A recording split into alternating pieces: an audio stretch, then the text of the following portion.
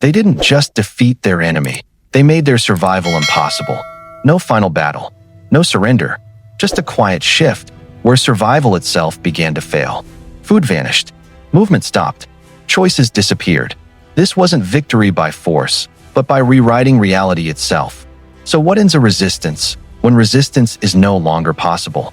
On the Great Plains, survival was never guaranteed. Not for settlers, not for native tribes. This wasn't a simple war. It was a collision of beliefs, survival systems, entire ways of life. To one side, land was something to own, divide, profit from. To the other, it was something to live within, not possess. Two completely different realities, forced into the same space. Neither side truly understood the other, and that misunderstanding turned fear into violence. Fast, unpredictable, and often irreversible. But the real question isn't how the war began. It's how it reached a point where one side could no longer continue. Chapter 1. A war without clear sides. It didn't begin with a single battle. It began with pressure building everywhere. Trails cut across hunting grounds. Settlements appeared where none existed before. Every step forward for one side felt like loss for the other. Settlers moved west, driven by manifest destiny, the belief that expansion wasn't a choice, but a right. To them, the plains meant opportunity, land waiting to be claimed and transformed. To native tribes, the plains were already everything: food, movement, identity, survival.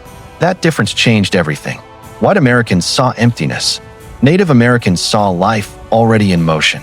Settlers believed in ownership, lines, fences, permanence. Native tribes followed movement, seasons, migration, balance. Two systems that couldn't coexist easily. Each side began to see the other not as different, but as dangerous. And quickly, it turned personal. Racist beliefs spread, reinforced by fear, politics, and distance. Many settlers came to see Native Americans as inferior, even expendable. Violence became easier to justify. At the same time, Native warriors saw settlers as destroyers, people who didn't adapt to the land, but reshaped it. Peace became fragile, temporary, conditional, often misunderstood. Treaties were signed, then broken. Raids followed. Retaliation followed faster. And soon, no one could clearly say who was defending and who was avenging. The line between defense and revenge disappeared. Then came moments that made peace nearly impossible. What happened next would push everything past the point of return. Chapter 2. When war became total. By 1864, tension didn't just exist, it snapped. Fear replaced negotiation, and both sides began expecting violence before it even arrived. At a camp along Sand Creek, Native families believed they were under protection. They were wrong. Sand Creek Massacre. Before dawn, militia forces moved into position, quiet, deliberate, surrounding the camp. There was no warning. Over 600 militia attacked at first light. Gunfire shattered the silence. Panic spread instantly. Men, women, children hunted down, many with nowhere to run. Around 148 Native Americans were killed. Most were defenseless. At first, it was reported as a victory. Then witnesses spoke out. The story changed. It wasn't a battle. It was a massacre, and it changed everything. Trust collapsed overnight. For many Native tribes, negotiation no longer meant safety. For settlers and soldiers, fear hardened into resolve. Violence escalated. Faster, harder. Battles like the Fetterman Massacre and later victories proved something dangerous. Native resistance was still strong. But those victories came at a cost. Because while Native tribes could win battles, the war itself was beginning to change. And that change would make survival the real target. Some details in historical records vary depending on sources, but the core events remain widely documented. Chapter 3. Destroying the means to live. The strategy changed. This was no longer just about fighting warriors. It was about breaking the system that kept them alive.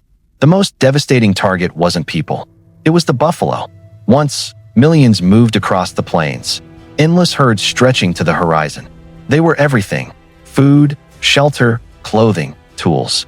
Then came industrial-scale hunting, enabled by railroads, driven by profit, encouraged by military thinking. Buffalo were killed in massive numbers, often left to rot where they fell. Within a generation, the herds collapsed. from millions to almost nothing. The impact was immediate. Starvation spread. Hunting patterns failed. Communities weakened. Entire tribes faced an impossible choice: adapt instantly or die. And it didn't stop there. Crops were burned. Villages destroyed. Food stores wiped out. Winter attacks increased. Time for maximum vulnerability. Cold. Hunger. Exposure. This wasn't just war anymore. It was systematic dismantling. And once survival systems collapsed, resistance began to break in ways no battle could achieve. But even this wasn't the full picture. Chapter 4: The Invisible Collapse. Long before the final battles, something unseen had already done damage. Disease. Smallpox. Measles. Influenza. They moved faster than any army. And they hit without warning. Over generations, native populations were devastated. Entire communities disappeared. By the time the Plains Wars intensified, many tribes were already reduced. Numbers diminished, resilience strained. Even when they won battles, recovery was limited. Losses couldn't be replaced. The U.S., however, kept growing. More soldiers, more settlers, more resources. And then came something even more decisive: technology. Railroads cut through the plains, turning distance into speed. Troops could arrive in days. The telegraph erased delay. Commands moved instantly. Escape became harder. Encirclement became easier. The mobility that once gave native tribes an advantage began to disappear. And slowly, resistance stopped being sustainable. But the final shift wouldn't come from the battlefield. It would come through control. Chapter 5: The End Without a Final Battle. By the late 1800s, resistance wasn't about winning anymore. It was about surviving. Freedom of movement was gone. Tribes were pushed onto reservations. Land, once shared, was divided, measured, controlled. Policies like the Dawes Act broke communal systems apart. Millions of acres were lost. Control became administrative. Movement restricted. Food dependent on government supply. And resistance became almost impossible. In 1890, one final moment made it clear. Wounded Knee Massacre. Tension had been building. Fear had spread. Hundreds of native men, women, and children were killed. It wasn't a battle. It was a message. Armed resistance on the plains was over. Not because every warrior was defeated, but because the ability to resist no longer existed. And by then, there was nothing left to fight with. Closing reflection. Power doesn't always win through direct force. Sometimes it reshapes the conditions of survival, slowly, deliberately. Take away food. Take away land. Take away movement. And choices disappear. Resistance doesn't always end in defeat. Sometimes it fades.